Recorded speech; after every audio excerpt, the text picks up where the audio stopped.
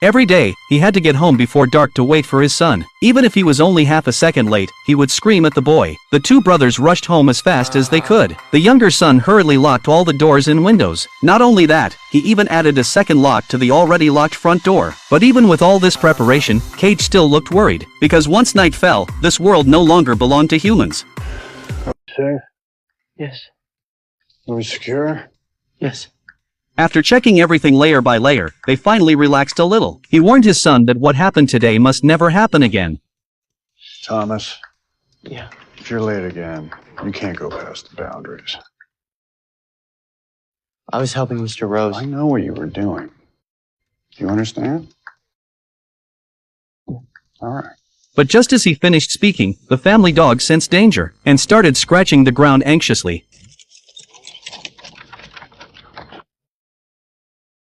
Their hearts sank. Tonight was surely going to be another sleepless night. They split into 3 directions. Cage quickly grabbed his weapon. Thomas carefully lifted the oil lamp and walked to the front door. But even though they had lived through countless nights like this, when the door was slammed, he still couldn't suppress his fear.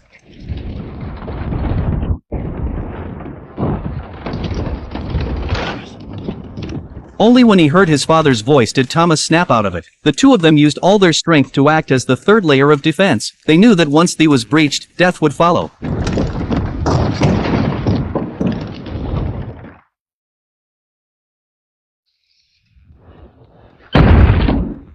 The thing outside was about to leave, but Thomas still looked tense. He didn't know how many more nights like this he could survive. The next morning, Cage went outside to check. The horrifying claw marks on the door meant the monster's attack had been fiercer than before. Strengthen their defenses, the 3 of them rushed out together to look for supplies. Thomas, I need you to go down to the river with your brother and salvage.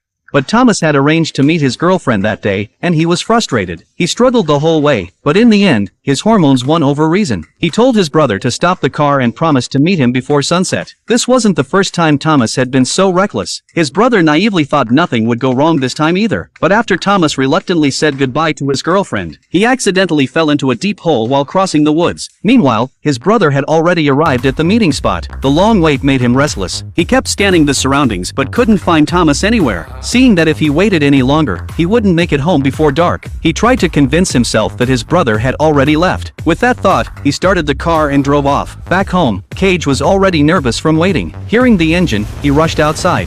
Where's your brother? He's not here? No, where is he? I don't know. He said he was going to go to the rose farm and said to meet him before sunset. But he wasn't there. Cage knew Thomas must have run into trouble. He dashed back inside. He told his younger son to guard the door alone tonight, while he took a weapon